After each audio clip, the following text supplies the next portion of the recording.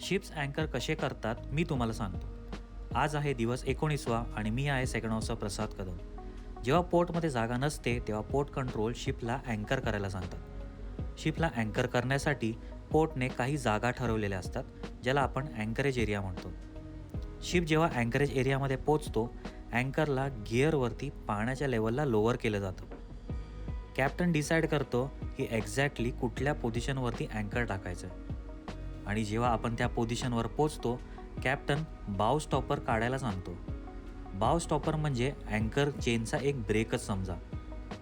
त्यानंतर captain order देतो, let go अँकर. ब्रेक्स खोलले जातात आणि वेटनी चेन धडाधड पाण्यामध्ये जाते. जेव्हा अँकर होल्ड करतो तेव्हा ही चेन अशी टाईट होते.